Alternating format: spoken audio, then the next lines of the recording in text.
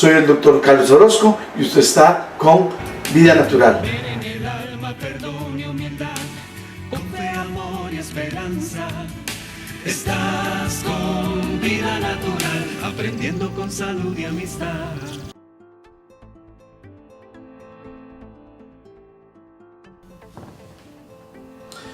Bienvenidos, queridos amigos. Vamos a continuar hablando del manejo del trastorno de la obesidad.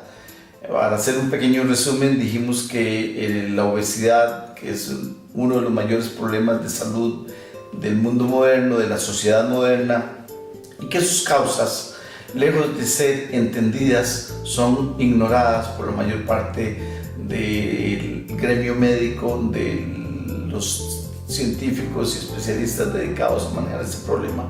¿Por qué? Porque nos hemos dedicado a manejar los síntomas de la obesidad o las complicaciones de la obesidad y no la obesidad en sí misma. Como vimos, uno de los mayores problemas que tenemos cuando tenemos obesidad es que nuestro nivel hormonal está muy alterado y estamos teniendo una enorme dificultad para manejar nuestra glándula tiroides, nuestras glándulas del páncreas, la producción de la lipasa pancreática, así como la producción de la dihidroepiandrosterona a nivel de las glándulas suprarrenales y de las hormonas que nos ayudan a regular la producción de la enzima sensitiva de la lipasa y que nos permiten llevar un índice glicémico y una tasa de metabolismo basal adecuada a nuestro estilo de vida. Dadas las bases en el capítulo anterior, vamos a referirnos en este momento a qué hacer, qué pasa. Ya tengo obesidad, tengo un sobrepeso. Recuerden que sobrepeso es cuando el índice de masa corporal va de un 25 a 30% y una obesidad cuando el índice de masa corporal va más allá del 30%. Cuando ya tengo ese problema, pues entonces tengo que dedicarme a buscar las causas de este problema. Y las causas las vamos a analizar haciendo una historia clínica completa. Cuándo empezó mi problema de obesidad, qué generó ese problema de obesidad, cuáles fueron las causas emocionales que tal vez me llevaron a tener un trastorno de obsesivo compulsivo que me lleve a un exceso de alimentación, cuando cambié mi estilo de vida y dejé de hacer el ejercicio adecuado, o cuando mi organismo tuvo un trastorno hormonal que empezó a hacer que la insulina subiera tanto en sangre que empezara a acumular grasa y grasa en vez de quemar la grasa. Los exámenes fundamentales para empezar este estudio de la obesidad los vamos a encontrar, por supuesto, en el hemograma completo, que es lo que hacemos los médicos siempre. El hemograma completo es un examen de sangre general que nos dice la cantidad de hemoglobina que tenemos en sangre, nos dice cuántos glóbulos rojos tenemos, nos dice cuánta cantidad de hemoglobina hay en los glóbulos rojos y qué forma tienen esos glóbulos rojos. Además nos dice cómo está funcionando nuestra médula al producir sustancias de defensas como los glóbulos blancos, qué tipo de glóbulos blancos tenemos más, si son neutrófilos o son linfocitos, o si son glóbulos blancos de origen muy joven que están indicando un problema de inflamación de la médula ósea. Además de esto, también revisamos las plaquetas, que son junto con glóbulos rojos y glóbulos blancos, esa triada del hemograma completo que nos da una gran información. Seguimos, por supuesto, hacemos un examen de orina general. El examen de orina general nos dice qué pH tiene nuestra sangre, qué importante. Si tenemos un pH muy ácido en orina, si tenemos un pH menor de 6, quiere decir que nuestro organismo está trabajando con un exceso de acidez. Y el exceso de acidez produce inflamación, y la inflamación produce trastornos de las hormonas, de la glándula hipófisis, de la hipófisis anterior, de la hipófisis posterior, de la tiroides, del páncreas, de los suprarrenales. Entonces el examen de orina también es muy importante para saber que tenemos una acidez adecuada en nuestro cuerpo. Seguimos y hablamos entonces de un perfil lipídico. ¿Qué es el perfil lipídico? Le pedimos al laboratorio que nos haga un examen de colesterol, de triglicéridos, de colesterol de alta densidad que llamamos HDL, de colesterol de baja densidad que llamamos LDL. Estos son el HDL, que llamamos bueno, y el LDL malo. ¿Y para qué nos sirve esto? Bueno, el colesterol de alta densidad se relaciona con una buena salud porque es un colesterol que transporta mejor los nutrientes y hace que nuestro organismo pueda usarlos en forma adecuada. El colesterol de baja densidad calórica, el LDL, simplemente la acumulación de ácidos grasos en las células porque ya el organismo no los puede usar en esa forma. Pedimos un examen de azúcar en ayunas, glicemia en ayunas, lo más básico. Para pedir este examen de glicemia en ayunas, hay que recordar que tenemos que tener 14 horas de ayuno. Quiere decir que debemos dejar de comer a las 4 de la tarde del día anterior y hacernos el examen alrededor de las 7 o 8 de la mañana del día siguiente. El índice de glicemia en ayunas siempre estuvo hasta 110 miligramos por decilitro, digamos hasta hace unos 10 años. Ahora se ha variado y se piensa que el índice de glicemia en ayunas debe ser menos de 100. Yo todavía soy muy tolerante y pienso que hasta 110 los seres humanos todavía estamos en una buena condición metabólica para el azúcar. Además de esto, pedimos un examen que es bastante reciente. Es una determinación de la insulina en sangre en ayunas. ¿Y esto para qué nos sirve? Bueno, la insulina en sangre en ayunas nos dice si estamos teniendo un buen metabolismo del azúcar en la sangre, en cada una de nuestras células.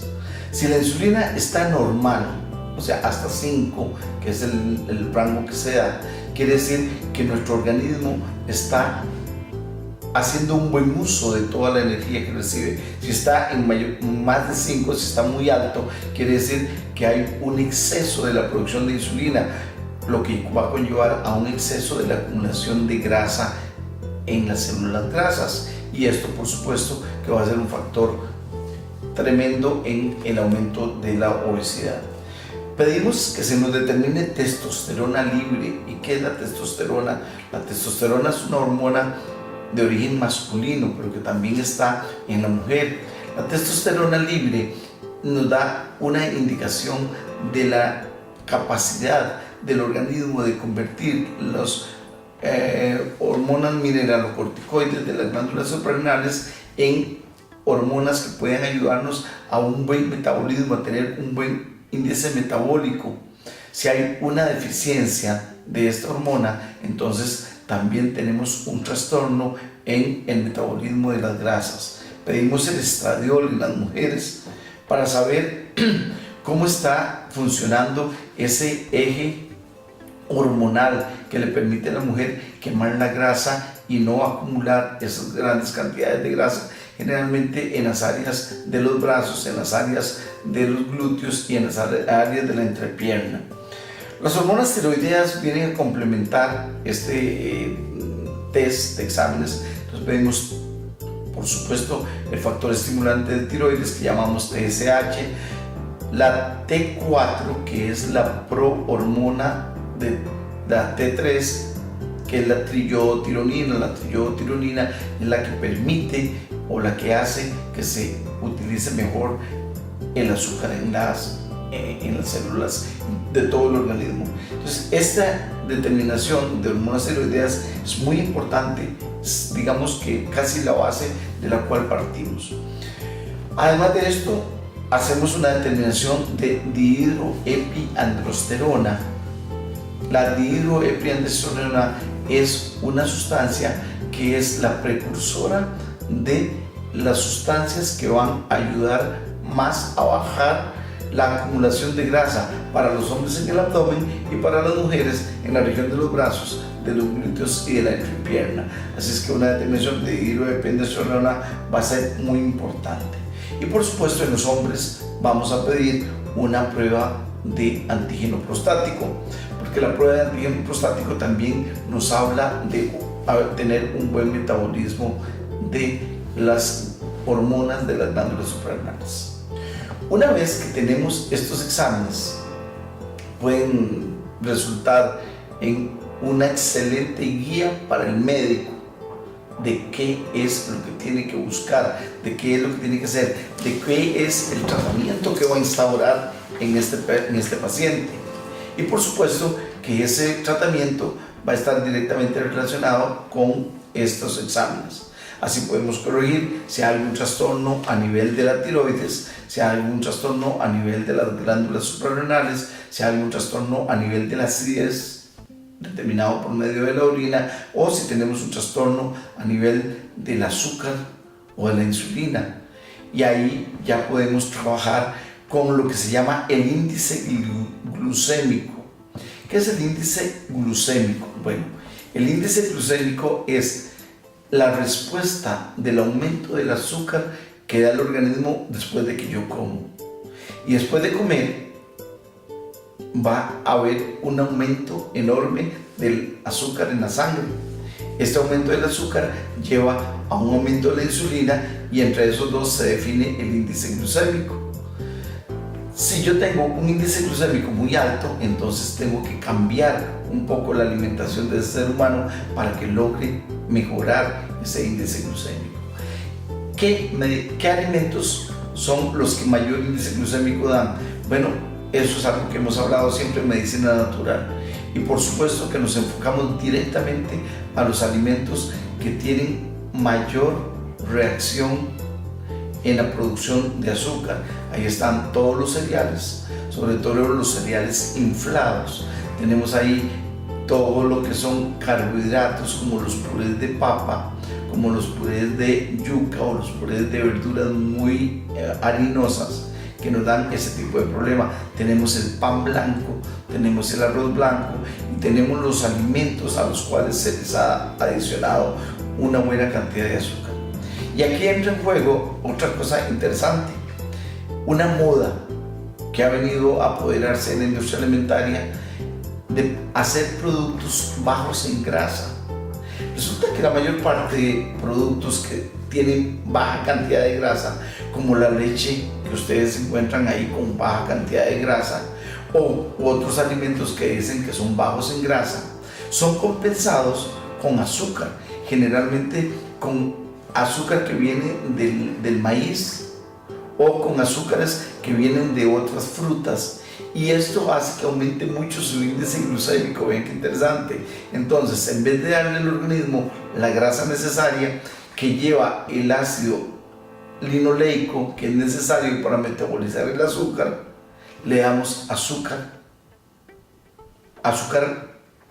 sacarosa o jarabe de maíz, que aumenta muchísimo el aporte de calorías y que va a dar más trastorno que si dejáramos el alimento con la cantidad de grasa natural que venía.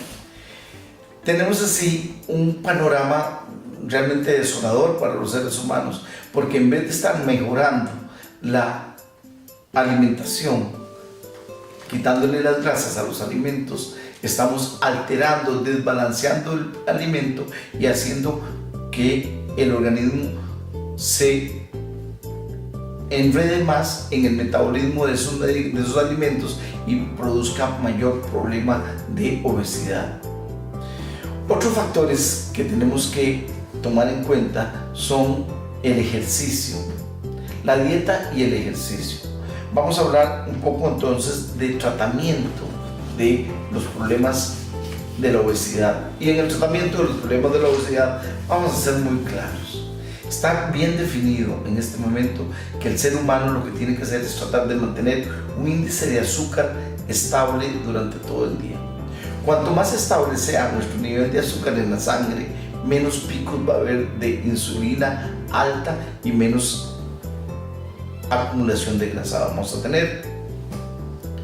Cuando hacemos periodos muy grandes de ayuno, pasamos mucho tiempo sin comer, hacemos que el índice de azúcar baje mucho.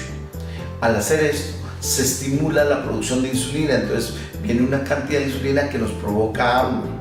Al comer, vamos a hacer que esa insulina use un poco del azúcar que comemos en darnos energía, pero la otra gran cantidad de azúcar, en vista de que la insulina sirve para acumular energía, va a producir una cantidad de grasa enorme. Es así que se recomienda la dieta de 5 tiempos. Entonces debemos desayunar por la mañana Y hablemos de una vez del desayuno. ¿Cómo debe ser el desayuno del ser humano para mantener un peso adecuado? Pues siempre se nos había dicho, o por lo menos es una costumbre decir que el ser humano debe desayunar como un rey, almorzar como un príncipe y comer como un mendigo. ¿Qué importancia tiene esto? Vean qué interesante. El desayuno debe ser la comida más fuerte que tengamos los seres humanos.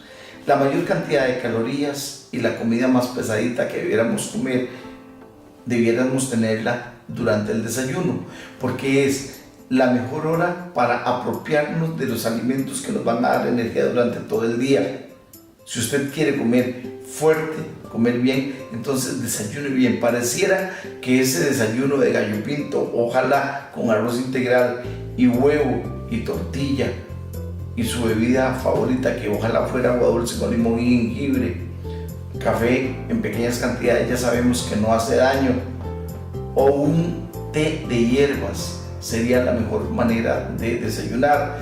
Si usted quiere desayunar huevo, perfecto, es una buena forma, pero por favor no desayune cereal, y menos cereal con leche, porque la leche está descremada, porque la leche está desvitalizada, y el cereal también, al hacer esa mezcla de cereales y llevarla a deshidratación y luego a un proceso de insuflación para que quede crujiente, se destruyen todas las vitaminas y se destruyen todos los nutrientes que tienen los alimentos.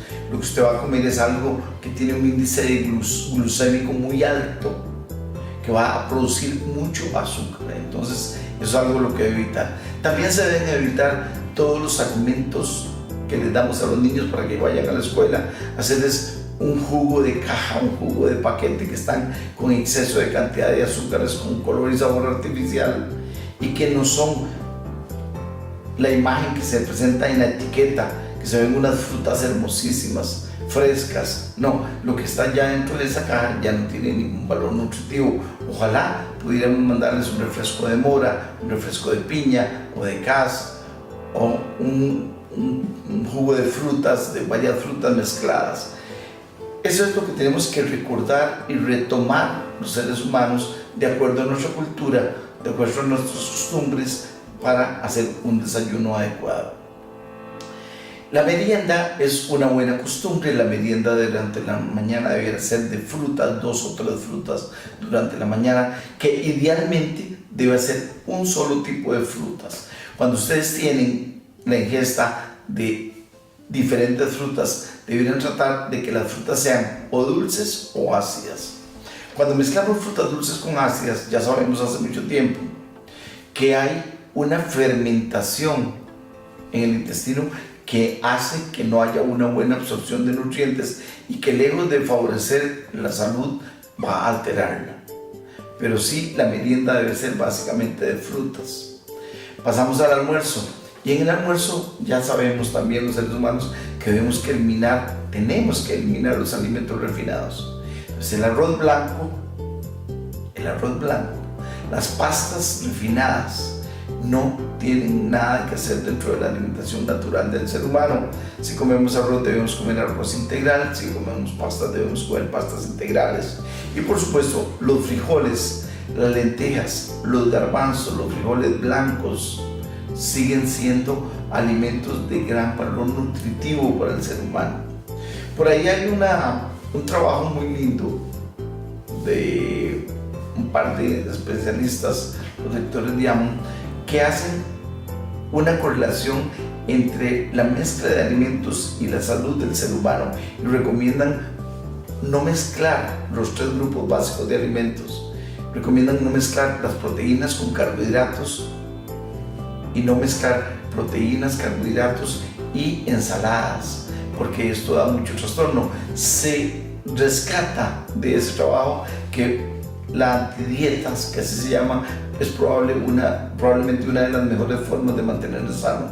Entonces podríamos comer una proteína y ensaladas, o un carbohidrato y ensaladas, y esto nos daría una gran ayuda. Rescatemos que el almuerzo debe tener un 50% de comida cruda, y para comer comida cruda los seres humanos solo podemos recurrir a la ensalada de todas nuestras legumbres, todo lo que se pueda comer crudo, que debemos aderezar con un poco de aceite de oliva, con vinagre balsámico, con un poquito de limón y un poquito de sal marina o sal rosada. Ese es el almuerzo ideal. ¿Y con qué lo acompañamos? Lo debemos acompañar, ojalá, con agua antes del almuerzo o después del almuerzo. Y mientras almorzamos, no debemos estar tomando ningún líquido. Ojalá que no tomáramos refrescos llenos de azúcar en el almuerzo. Ojalá que aprendiéramos a masticar 30 veces cada bocado. Ustedes imagínenselo, una cucharada de comida y masticar 30 veces. 30 veces. Hay un adagio en la medicina natural que dice: el ser humano debe tragarse los sólidos y masticar los líquidos. Eso quiere decir que cuando uno come comida sólida, debe masticarla y masticarla y masticarla hasta que esté líquida.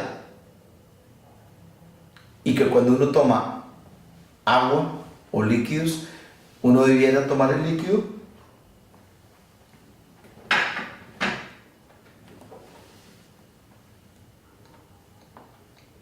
y hacer como que lo está masticando un rato.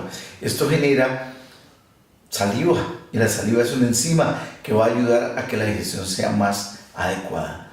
Esto es con respecto al almuerzo. Un comentario importante: no echen a perder un buen almuerzo, una buena comida con un postre, por favor. El postre es una invención de los últimos 100 años probablemente, en la cual no hay ninguna base de tipo nutricional que indique que es conveniente.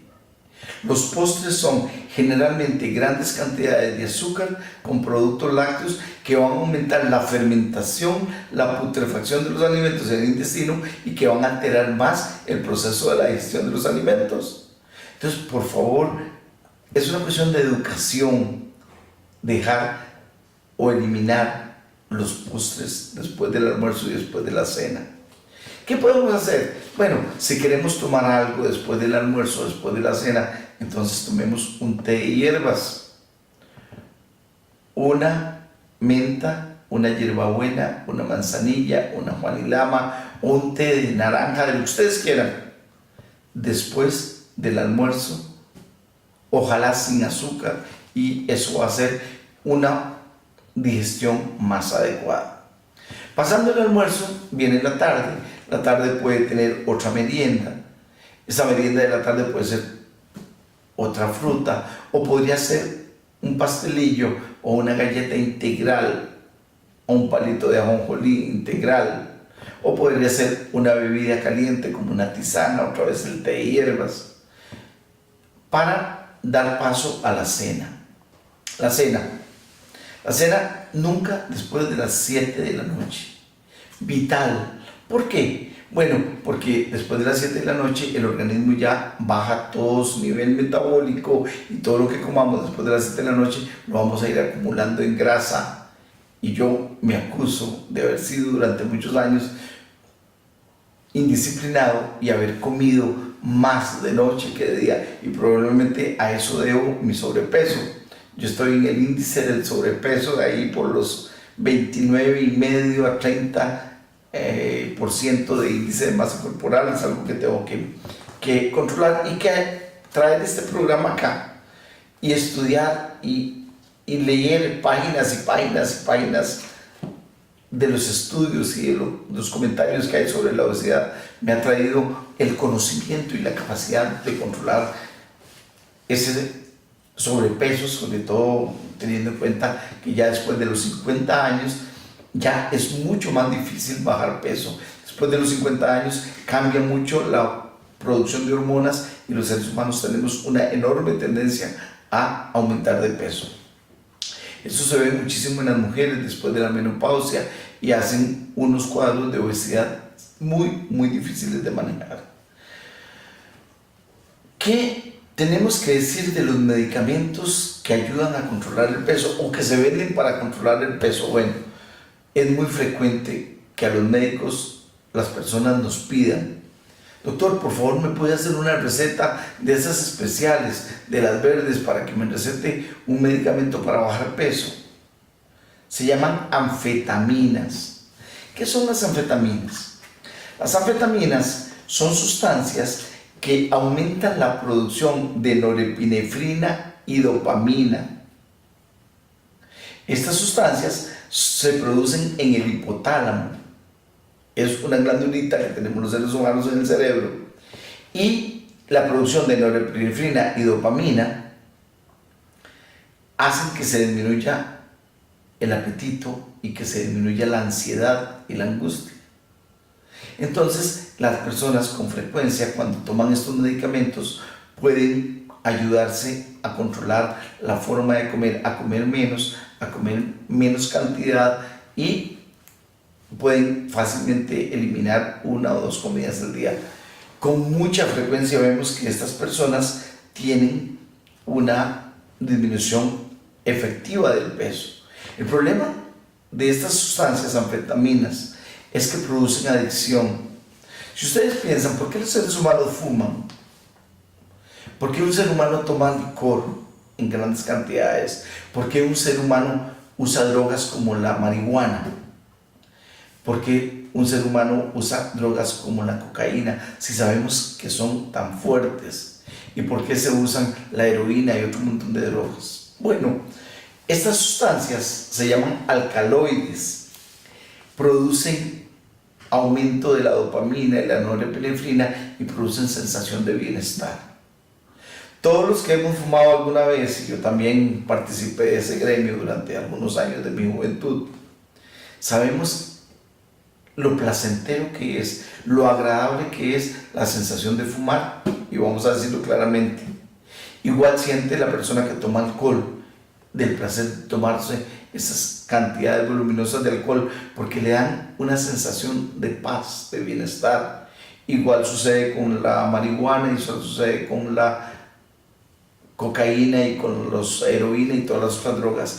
Es como una necesidad del ser humano de llegar a un estado de mayor tranquilidad y paz. Bueno, eso es lo que provocan estas sustancias.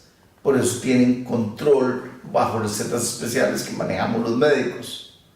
Entonces, cuando están bajo el efecto de estas anfetaminas, las personas logran bajar peso, pero apenas se elimina el medicamento, vienen los efectos secundarios, el síndrome de supresión, y entonces viene una ansiedad peor, y con frecuencia la persona vuelve a comer más que antes y aumentar el peso más de lo que tenía antes. Esto aparte de los efectos secundarios propios de las sustancias, porque tienen efectos secundarios como taquicardia, algunas veces depresión, algunas veces dan sudoraciones o temblores, y ponen en riesgo a las personas cuando tienen algún trabajo delicado. Entonces son sustancias que no recomendamos. Con frecuencia hacemos recetas cuando alguien está muy desesperado, pero no es lo más conveniente. Cabe rescatar aquí un medicamento que se estuvo introduciendo hace como unos 20 años, ustedes lo deben recordar mucho. Es el Xenical o listatina. El Xenical lo que produce es una disminución de la enzima lipasa pancreática. Entonces disminuye el metabolismo de las grasas, y las deposiciones del ser humano estaban con más grasa, porque al no poder metabolizarla, el intestino la eliminaba, y así se elimina la absorción de grasas en el intestino. Diríamos que es uno de los medicamentos que más cerca estuvo de ayudar a las personas a lograr un control adecuado de su peso. Algunas veces provocó diarreas, dolores abdominales, trastornos gastrointestinales, y esto hace que haya ido cayendo en desuso. ¿Qué más podemos hablar del control del peso a través de los diferentes métodos? Bueno, muy de moda la cirugía bariátrica, o sea, la cirugía en la cual se hace una operación en el estómago, donde una parte del intestino delgado, ya del yeyuno ilio, que es la segunda parte del intestino delgado, se pega al estómago, se perfora el intestino y se perfora el estómago, y se pega ahí para que los alimentos hagan un cortocircuito y pasen directamente del estómago a la segunda porción del intestino delgado, y así se evita todo el proceso de absorción en el duodeno y en la primera y gran parte de la segunda porción del intestino delgado. Es muy efectiva. Sabemos que las personas realmente logran bajar muchísimo peso cuando se hace la cirugía bariátrica, y es un procedimiento totalmente válido cuando hay una obesidad mórbida, cuando es demasiado y han fallado las otras técnicas. Yo creo que es una muy buena alternativa que tenemos los médicos y que tienen los pacientes cuando hay mucho problema. Sí hay que decir que hay efectos secundarios. La cirugía bariátrica puede dar hernias abdominales, puede haber obstrucciones intestinales, puede haber necrosis intestinal y puede haber inflamación intestinal secundario a un exceso de comida cuando se ha tenido este tipo de cirugía y la persona no ha logrado tener un buen control o no ha tenido la educación suficiente para controlar su forma de comer.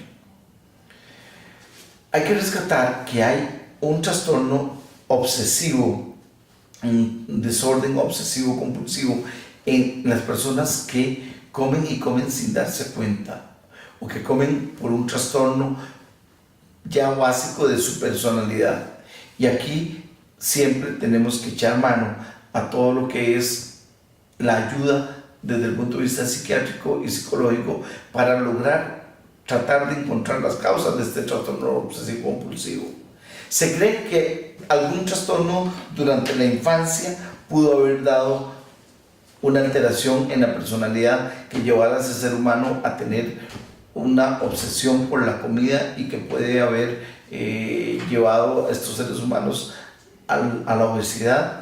También se habla de factores genéticos, de factores familiares que no están bien determinados. Sin embargo, no tenemos ningún tipo de certeza de qué provoca este trastorno, y sí, el médico debe estar muy atento a detectar si hay un trastorno obsesivo o compulsivo para ayudar a este paciente a través de el soporte emocional, el soporte psiquiátrico, que de ninguna manera debiera incluir drogas, sino debiera incluir un conocimiento fuerte, exhaustivo de lo que está causando su problema.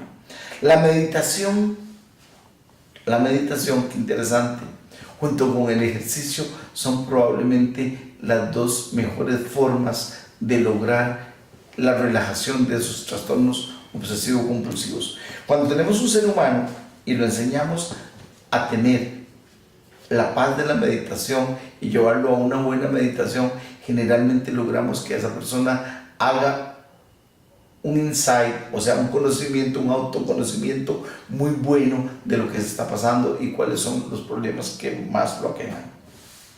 En resumen, diremos que este problema de la obesidad, del control de peso, es un problema complejo que incluye todo el organismo, que incluye nuestro cerebro. Hay estudios hechos con resonancia magnética nuclear y con una escanografía de emisión de positrones, se llama, en el cual se logra detectar que hay trastornos en la oxigenación cerebral.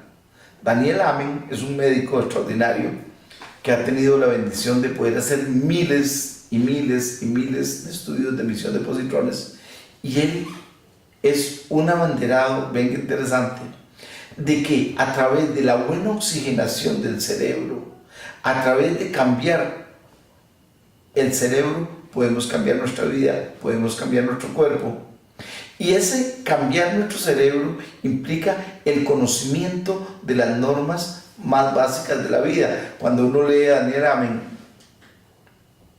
y se refiere él a los trastornos en general del ser humano, dice: una vida serena, una vida tranquila, una alimentación sencilla, una buena cantidad de ejercicio, una buena relación con los seres humanos, con el hermano que está al lado, con la prima que está del otro, con el vecino, con el compañero de trabajo, con el jefe.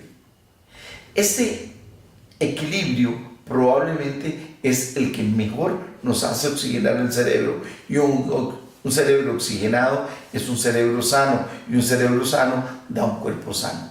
Imagínense que es tan importante la hidratación del cerebro y la oxigenación del cerebro que en los estudios que ha hecho el doctor Amen de cómo afecta la deshidratación y la oxigenación del cerebro, él es radical al decir: si los seres humanos mejoramos la actitud hacia la vida de todos los días, hacemos un poco de ejercicio, comemos bien, oxigenamos bien nuestros células cerebrales y tenemos una relación armoniosa con nuestro medio ambiente, la enfermedad sencillamente desaparece. Y estamos hablando de la enfermedad, de la epidemia de la obesidad.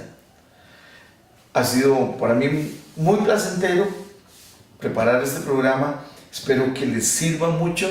Vamos a seguir hablando continuamente acá en su espacio de la red, para que usted siga teniendo el conocimiento necesario para llegar a un buen control de su peso. Recuérdelo y revíselo cuantas veces sea necesario para que usted llegue a tener ese conocimiento ya en cada una de sus células, y sea cada una de sus células la que se encargue de irse autocontrolando. Muchas gracias. Ver en el alma perdón y humildad, con fe, amor y esperanza. Estás con vida natural, aprendiendo con salud y amistad.